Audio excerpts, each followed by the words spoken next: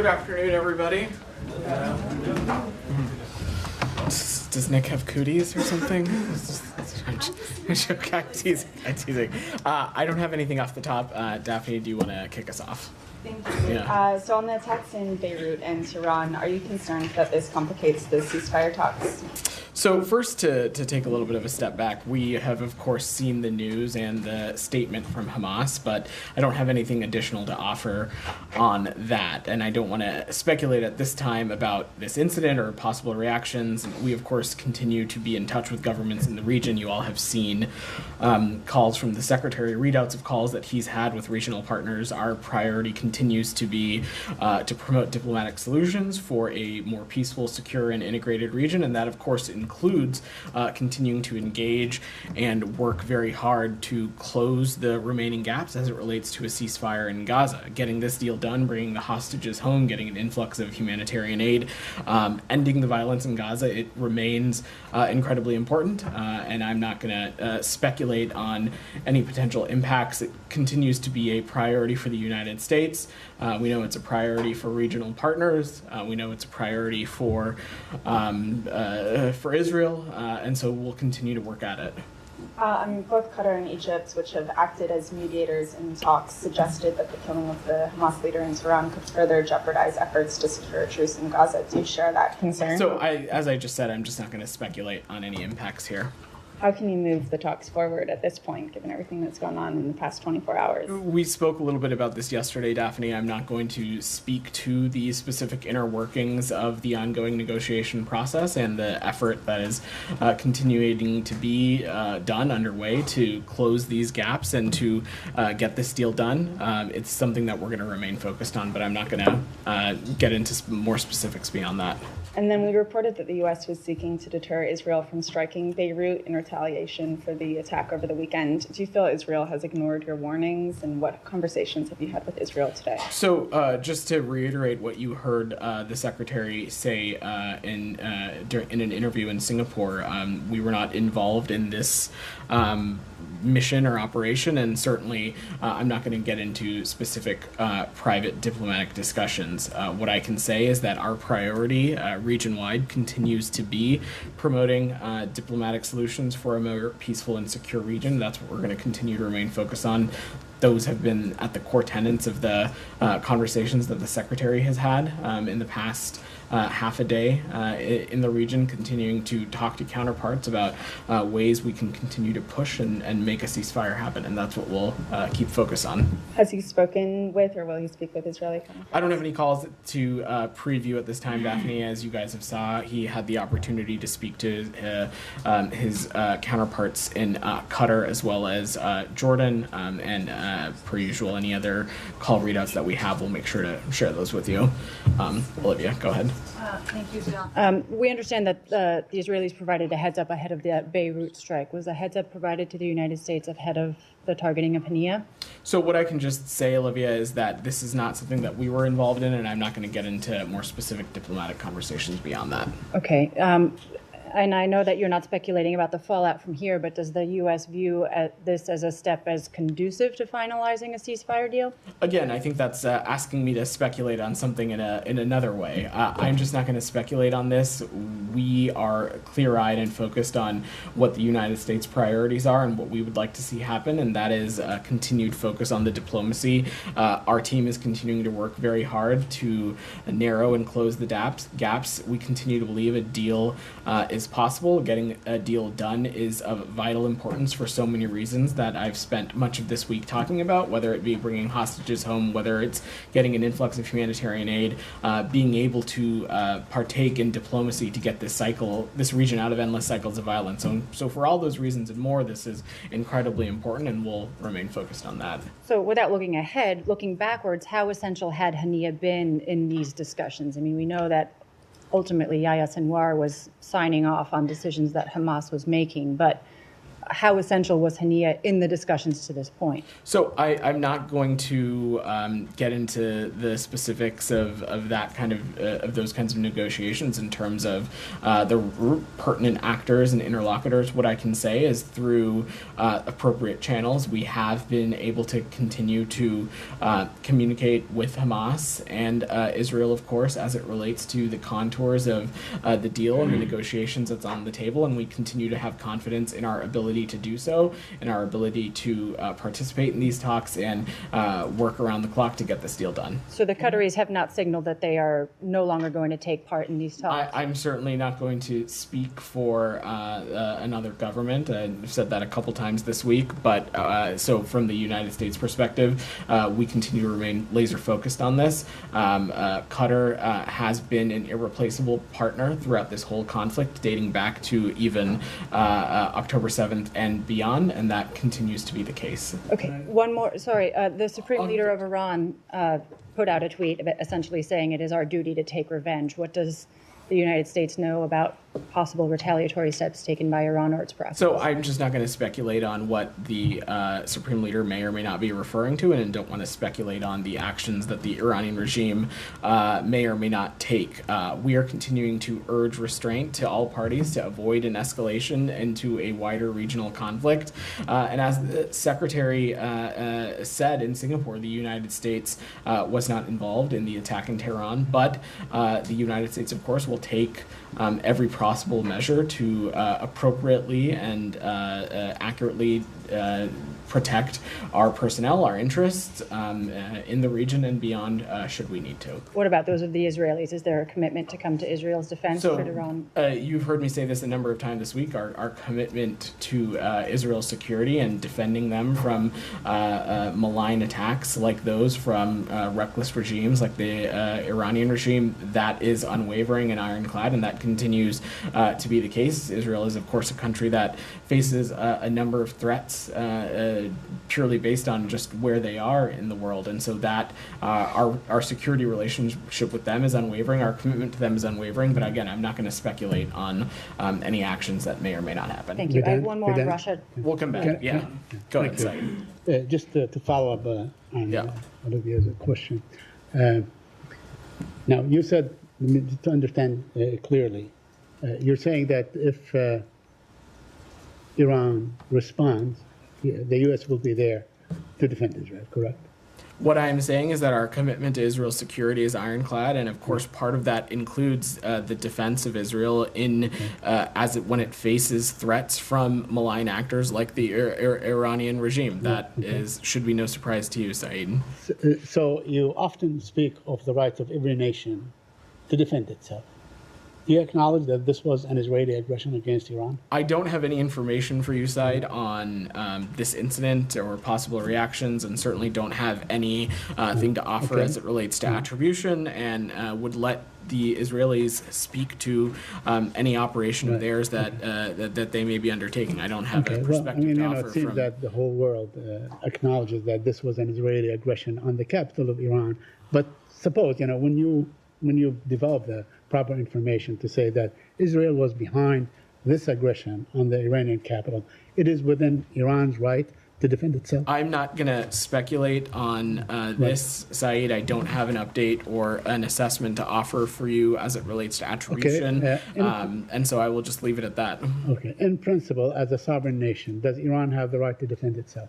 Saeed, it's a simple question. Does Iran, as a sovereign nation, as any other nation, does it have the right to defend itself? Iran is a regime that time and time again, since 1979, has been the largest and greatest exporter of terrorism, not just in the Middle East, but broadly. And it has a clear track record of not just suppressing its own people, but also funding, promoting, encouraging malign, destabilizing actions across the region. And our opinion and point of view on the Iranian regime is quite clear, and we will not hesitate to not just stand with our allies and partners when it comes to defending against threats from Iran, but also taking appropriate action from the United States as it stands. So you're saying that the nature of the Iranian regime strips it of the right to defend itself and to defend its Said, I sovereignty. just don't have any assessment to offer on this. No, you just said on that. I I don't just have want any to assessment to understand you offer on this correctly. incident. I don't have any Okay. assessment on attribution. Okay,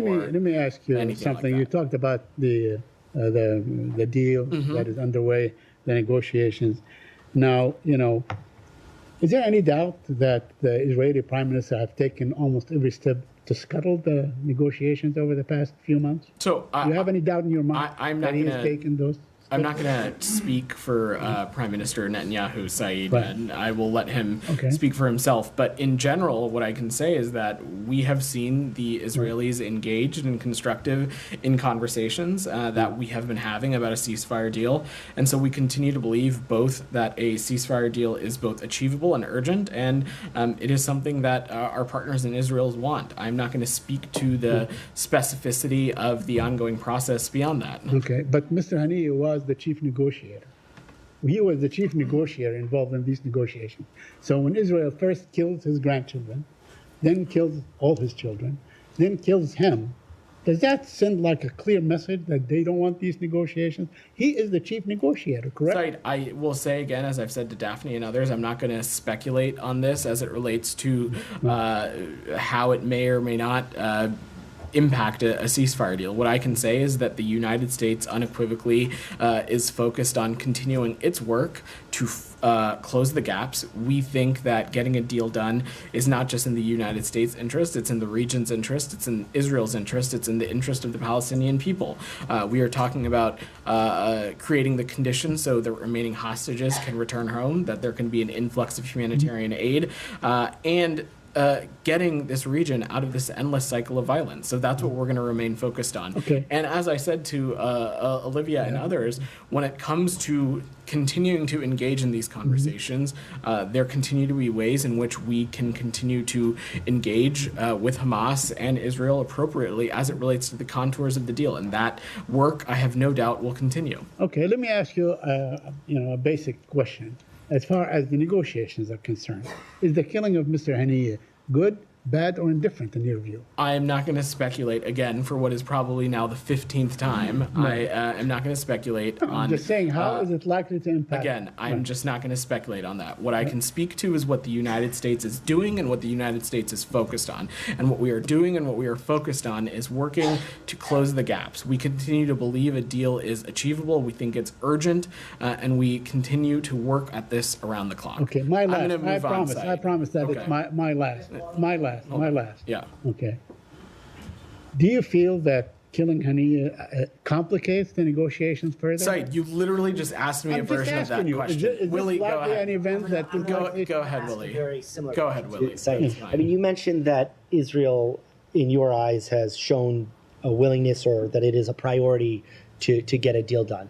But I mean, certainly eliminating the person that you're trying to get a deal done with suggests that it's not a priority. So, look, Willie, I don't have an assessment to offer as it relates to attribution, and I'm certainly not going to speak for the Israelis or any other government or entity as it relates to this. What I can say is that the United States is squarely focused on is getting a deal done. It is the message that the Secretary is carrying and the conversations that he's having with world leaders and counterparts, some of which that we just talked about, and that's what we are focused on. We continue to believe a deal is achievable and urgent, and we're going to have our team continue to work tirelessly to close those gaps. Just shifting, in the wake of the Haniyeh killing, is there any posturing or concern of embassies in the region or elsewhere right now, security-wise? So look, I take this situation, put the situation aside for a second, Willie. We take the safety of all our personnel, not just State Department personnel, but any personnel, American personnel, incredibly seriously. We take the safety of our embassies and our facilities and our installations incredibly seriously, and constantly around the clock, we are always assessing circumstances on the ground. We are assessing what risk levels are, what threat levels are, and appropriately we will make adjustments on those as we need to. We certainly aren't going to read out that operational process from here. That would kind of be counterproductive. But what I can say is that this is not just tantamount of importance to the Secretary of State. I know it is also of importance to not just the President, but the Secretary of Defense and other executives across this interagency who may or may not have personnel abroad. So this is something that we are paying very close attention to. Yeah, go ahead, Daphne. You said that you've seen Israel engage in constructive conversations about a ceasefire deal. Is it still your assessment today that they're engaging constructively? That is still our assessment. I'm not going to speak to specific negotiation processes, but that continues to be our assessment. Go ahead. So, saying nothing about the eventual outcome of the talks or progress towards a ceasefire hostage release deal, can you say if, given the response from key mediators, from Hamas, will the assassination lead to at least a pause in the talks? So that is not our understanding at the moment, but beyond that, I'm not going to speculate on the impacts here. To say for also probably the 15th time, our focus is on working to close this gap, the gaps that exist, and continuing to work to get this deal done. When we say that this is of vital importance to the region, that is not hyperbole. That we legitimately think that to be true, not just in the context of Israel and Gaza, but also when we were talking about destability across the region. We think that a ceasefire deal has the potential to be beneficial in addressing that situation writ large as well. Has there been any direct or indirect conversations between the U.S. and Iran following the assassination? I'm not aware of any diplomatic conversations. No. Go ahead, Alex. Actually, before I come to you, does anybody else have any? Go ahead, Ravi. I know, Alex, I'm sure you have a wide geography to cover, so I just want to close out this region of the world before we come to you. Yeah. Follow up on the assassination of Haniyeh and implication on the Gaza ceasefire talks. Actually, one of the mediators, Qatar's Foreign Minister Al Thani, today asked a question, which is that how can mediation succeed when one party assassinates the negotiator on the other side? What is your response to this? So, look, again, I'm not a spokesperson for the Qatari Foreign Ministry. I will let the Prime Minister and Minister of Foreign Affairs speak to his own comments. What I can say is that the Secretary and the Prime Minister had a constructive call earlier today where the Secretary reiterated again the need for getting a ceasefire done. The Secretary reiterated the United States' commitment to continuing to work to close these gaps and to get a deal across the finish line for all the reasons that I talked about. One more, please, on the Middle East. Do you have any comment on two Al Jazeera journalists, Ismail and Rami, who were killed in an Israeli airstrike today in northern Gaza? This raises to the number of journalists and media personnel killed in Gaza to 165. What is your reaction? So we've seen those reports and are tracking the details. We also have asked our counterparts in the region for additional information should they have it. Look, as the Secretary himself has said, we offer our deep condolences to the many Palestinian journalists in Gaza killed or injured during this war and for all that they are suffered. As I said, we are continuing to engage with the government of Israel and the IDF on the importance of protecting journalists and all civilians during the conflict.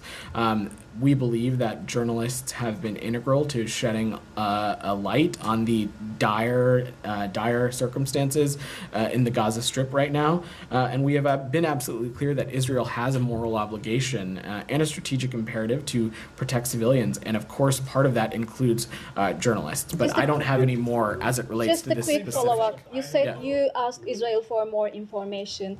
There have been many incidents over the past 9 months that you asked Israel to provide more information. Can you give us one example of? I'm not going to get into I'm not going to get into specific diplomatic conversations. There have been a number of instances in which we have asked our partners in Israel for additional information, in which they have provided it. They have shed light on the nature of those operations and how they were conducted.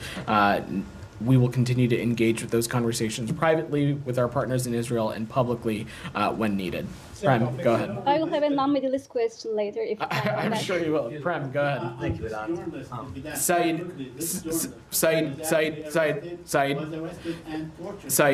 Said, I understand that you are very passionate about these issues. It is not helpful for you to interrupt your I'm sorry, colleagues. but I'm saying, I'm just making a point that this particular journalist was I actually understand. arrested I and understand. tortured by the Israelis. I appreciate your flag, but you interrupting your colleagues is not productive to the daily press briefing process. Prem, Thank go you, ahead. Dan. So perhaps this is a good follow-up here. It's been 184 days now since Israeli forces killed Hindu, her family, and medics sent to save her. Last month, when myself and other colleagues asked about the investigation into this, the department said Israel said that they're still investigating, and that Israel also said that the UN and Red Crescent did not respond to outreach from the Israeli government.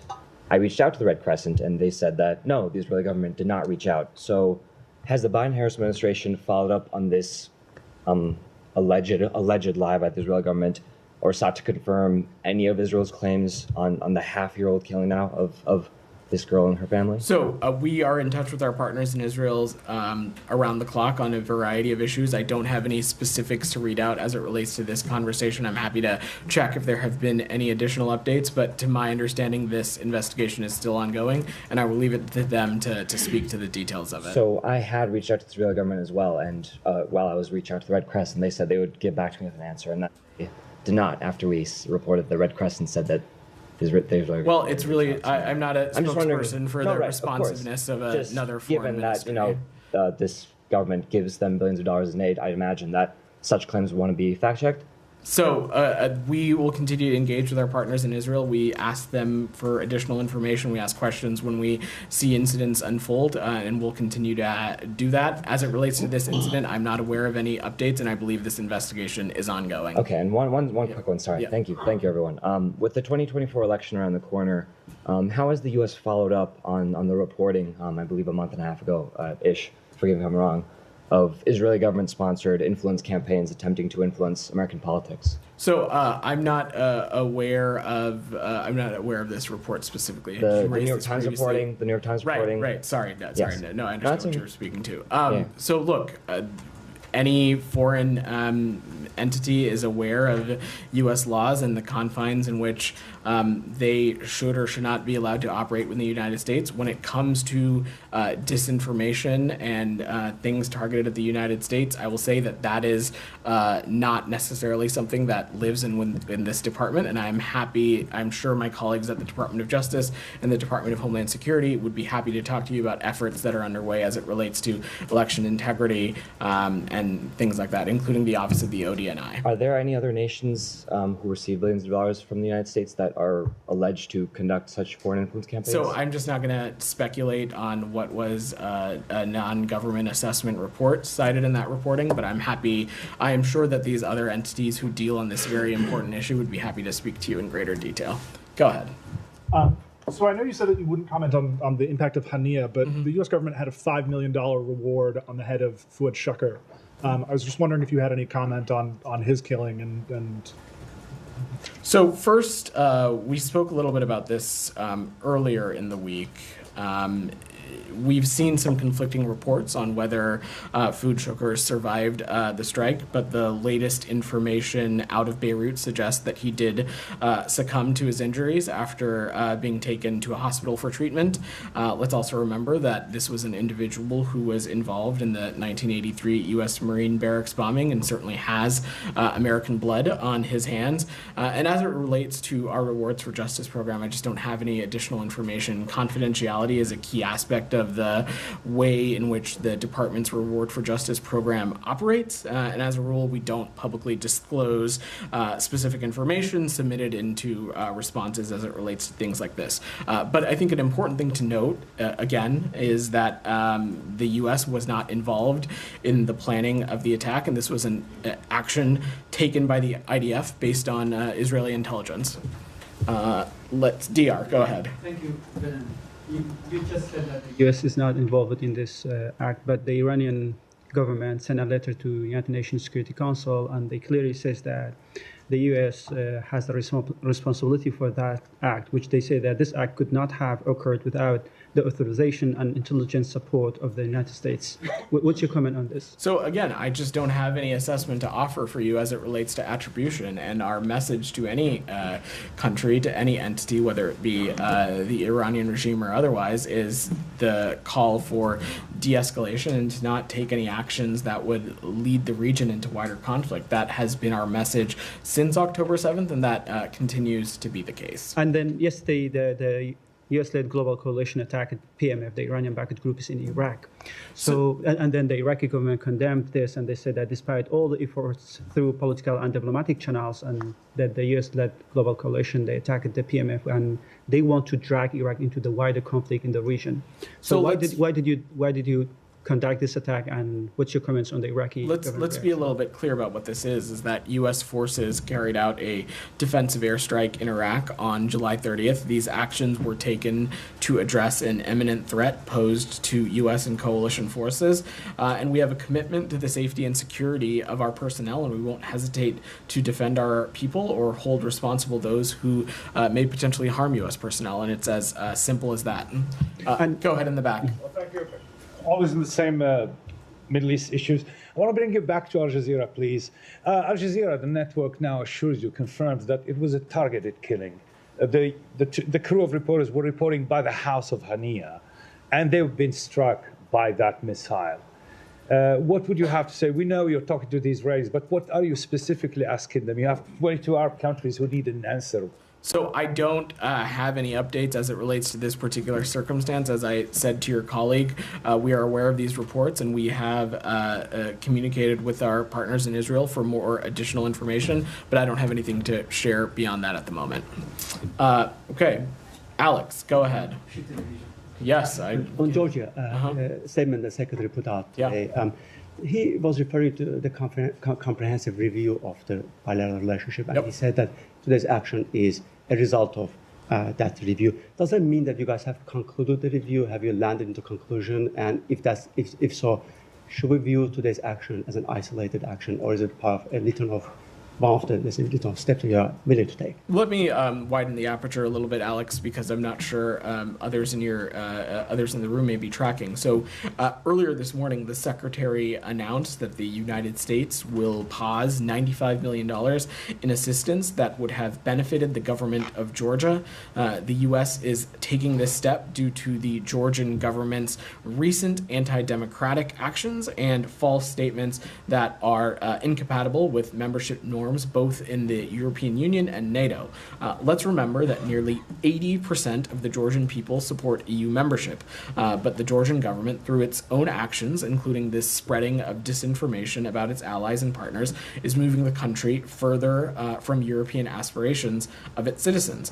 We'll continue to urge the Georgian government to return to the path of democracy and Euro-Atlantic integration by repealing the foreign influence law, withdrawing other problematic legislation, ending its disinformation campaign, and committing to conduct the elections and pre-election season transparently and allowing international and domestic monitors. These actions would be consistent with receiving support from the United States as a democratic partner.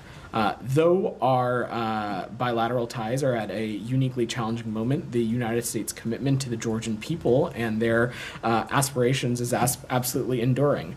We will continue to support programs and activities that benefit the people of Georgia by strengthening democracy, rule of law, independent media, and economic development. This review, Alex, that you asked about at the beginning, that review is ongoing, and we, of course, stand at the ready to take any additional and appropriate action should we need to. On the line that the Secretary is drawing to make a distinction between the funding was supposed to go to the Georgian government, although I'm surprised that they had an access given everything they had done, and the funding that is still available for Georgian people. Is that a reflection of the Georgian government, when you announced the sanctions previously? They're pushing propaganda saying that, because of ambiguity behind the sanction, saying that you were targeting the Georgian people. Is that a reflection of your message that you are not? This is distinctly about Georgian government. Alex, the assistance programs that benefit the Georgian Dream government will be paused while we continue to assess the broader bilateral relationship. In some cases, assistance programs may be modified to redirect resources to non-government entities working within a particular sector. Thank you. You also probably have seen the Helsinki Commission leader's letter to the Secretary from July 26, in which they are asking for sanctions against Ivanishvili and his inner circle. Is any Certainly would not preview any actions from up here, Alex. I have one on Ukraine, if I may. Okay. Are you in a position to confirm the reports that Ukraine has received F-16s? I don't have any assessment to offer on that, Alex. I'd let my colleagues at the Pentagon to speak to that. I think I'm final on Hungary, if I may. The leadership, they have been, we have seen some little actions coming from Hungary, but the latest action they have taken, to allow Russian and Belarusian citizens without any screening to enter the European territory. Is there any concern on your end that Hungary might become a part of hybrid warfare against the Western allies? So look, Alex, I think it's important to remember two things here. First, when it comes to the conflict in Ukraine and the very serious issues that we have with the Russian government, our issue and our problem and the conduct that we are seeing in Ukraine, it is not a reflection of the Russian people. It is a reflection of the Russian government, and the same could be said about Belarus. So I will let Hungary speak to any border or migration action that they might be taking as it relates to their own border. But the United States, I can say unequivocally, is not at odds with the people of Belarus or the people of Russia. Our issue is with the actions of those governments, and specifically with Russia, the barbaric, aggressive, illegal, and inconsistent with international law aggression that we are seeing as they infringe on Ukrainian territorial integrity and sovereignty. That's what this is about. It is not about, we certainly don't want to see adverse impact to the Russian people or the Belarusian people. And beyond that, Hungary continues to be a NATO ally of ours, and they continue to play a crucial role in the alliance. Go ahead. She had something on Russia, so I'm just I will come back to you. Go ahead. I just wanted to ask you about public reports of political prisoners in Russia being moved around, some locations unknown. Vladimir Kara-Murza, I understand his location is unknown. Does the U.S. have any information about whether these movements are happening or why they're happening? I don't want to speculate on any reasoning. What I can say is that the United States continues to be focused on working around the clock to work to get our wrongfully detained American citizens home, and that continues to be the case, but I have no updates beyond that. Does the U.S. know where its detainees are? So we continue to be in touch appropriately with Russian authorities in the case of Russia about consular access and specific location, but I don't have any updates for you. Thank you. Go ahead. Yes, Saki from Voice of America. So it's been 2 weeks since two American journalists, Evan Gershkovich and also Kurmasheva, have been convicted. And does State Department know where they're currently being held? And Kurmasheva also asked for consular access. Has she been granted a consular access after her conviction?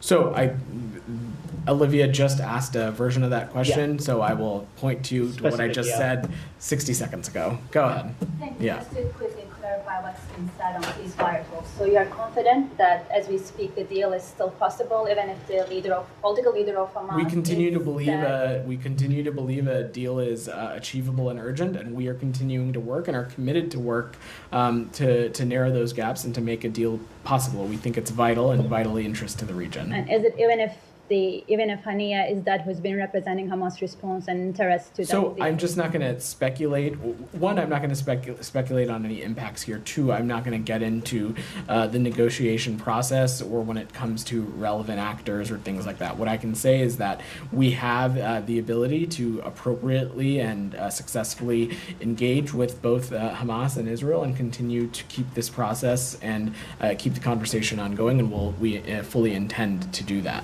Thank you. Jackson, go ahead. Thanks for that. With Hamas, Hezbollah vowing retaliation, what's the U.S. position on how Israel should respond? Prime Minister Netanyahu just said that Israel, quote, will exact a heavy price for any aggression against us on any front, end quote. What are you referring to specifically, Jackson? What I'm referring to is retaliation for Hania's death, from Hamas, and then Hezbollah Shakir's death. So what I can say, Jackson, and I will reiterate what I've said at the beginning, is that our priority region-wide is to promote diplomatic solutions for a more peaceful, secure, and integrated region, and that continues to be the case. And then reportedly, IRGC Aerospace Force Commander Amir Ali Hajizadeh has been killed near Damascus. Can you confirm that? I don't have any updates for you on that. Goyle, go ahead. Thank you. Thank you, sir. Two questions, please. One, as far as Iran supporting terrorists is concerned, who is supporting Iran? Is it Russia, China, or North Korea, or any other country supporting Iran? And second, sir, does Iran support this deal between Israel and Hamas? I can't imagine that the Iranian regime supports a ceasefire deal, given that they are the sowers of much of the instability that we see in the region. But of course, I don't not want to speak for the Iranian regime. And there is a clear track record of the closeness of relations between Russia and the Iranian regime. We've seen that play out in a number of ways over the past 2 years, specifically, including in the context of Ukraine. We've seen the provision of UAVs and other security articles. And so certainly that is a relationship that's deeply concerning and one that we'll be paying close attention to. Second, sir, just a diplomatic question. Ever since Vice President Kamala Harris was supported and endorsed by President Biden, and there have been name callings against her for her ethnicity, color, and where she come from, and all those things. Is Secretary hearing anything diplomatically from around the globe, those secretaries or foreign ministers, about because being a first woman now maybe, and also because of her look, and among others? So I, for a variety of reasons, many of which you've heard us talk about before, I'm certainly not going to get into electioneering or campaigns from up here, but I will point you back to what Secretary Blinken said about the vice president last week when he was asked a question about one of your colleagues. She is somebody who, on the foreign policy stage, has spoken forcefully on behalf of the United States when she meets with world leaders, when she engages with them. The secretary has been able to be part of some of those engagements. World leaders and counterparts know that she not only speaks for the president, but she speaks for the United States. Why I said it quickly, I'm sorry to interrupt you. Because my community is very much disturbed because my community, she comes from background from India, and my community is also worried about because there are some attacks against my community here in the region or around the U.S. Let's certainly be unequivocal. Any kind of derogatory remarks that are rooted in someone's appearance or ethnicity or background, not only are they uncalled for, they really have no place in our American democracy discourse. But again, I'm not going to get into politics or campaigning from here, and would just echo what the secretary has said just last week about being able to work with the vice president for the past 3.5 years on the world stage, engaging foreign leaders with her, and what she's been able to bring to the table when it comes to the foreign policy accomplishments of this administration. Thank you very much, Nick, sir. you've had your hand up. Shifting to Venezuela. Sure, go ahead. The Colombian president is now calling on Maduro to release detailed vote counts. Do you believe that kind of increased pressure is going to result in anything substantive, or do you think there's anything more the U.S. can do? So, look, since Monday, you have continued to see more and more countries echo the same call from the United States that we would like to see a public publishment of the tabulation data. The international community, the United States included, is running out of patience on waiting for Venezuelan electoral authorities to come clean and release a full, detailed data on this election so that everyone can see the results.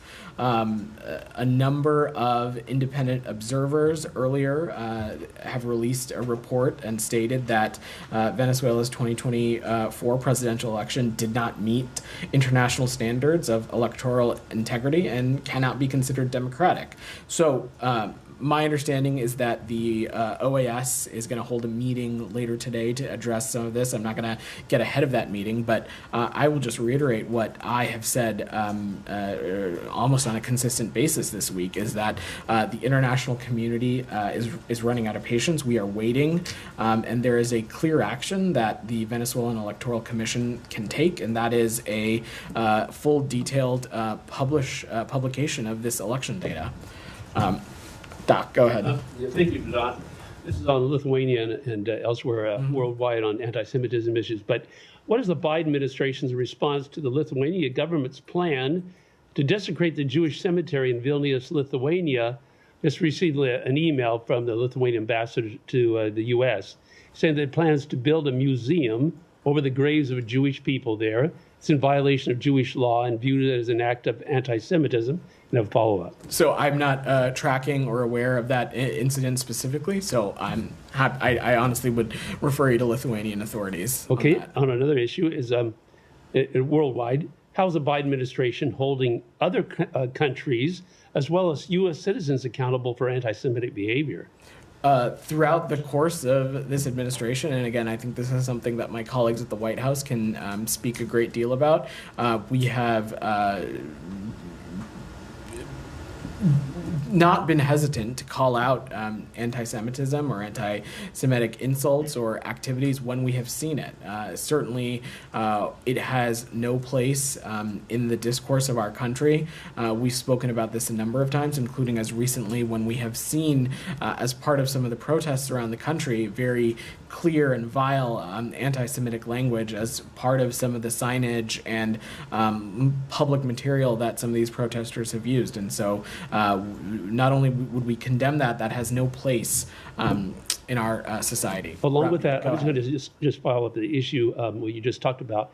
Holding the college campuses responsible, the universities responsible for anti-Semitism. Can the Biden administration do anything to hold the universities accountable on this matter and not let them get away with this? So I appreciate your question, but respectfully, this is not really a foreign policy issue, and I am sure that my colleagues at the Department of Education at the White House would be happy to speak to you about this at a greater deal. What I can say unequivocally is that any kind of language that is derogatory, that is rooted in anti-Semitism, that is rooted in Islamophobia, that is targeting of individuals purely just because of their background, certainly has no place in our society.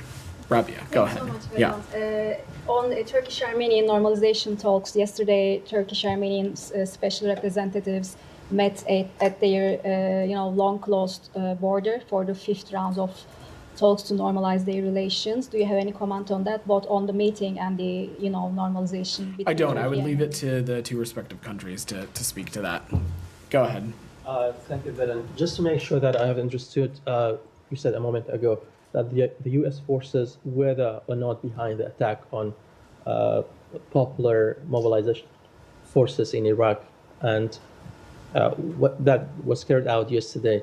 What do you have for the comments from Iraqi government leaders that condemn any attack on Iraq? So what I said to DR in response to his question was that the U.S. forces carried out a defensive airstrike in Iraq on July 30th. These actions were taken to address imminent threats posed to U.S. and coalition forces, and we have a commitment to the safety and security of our personnel, and we will not hesitate to defend our people or hold responsible all who harm our U.S. personnel. All right. Thanks, everybody. Thank you.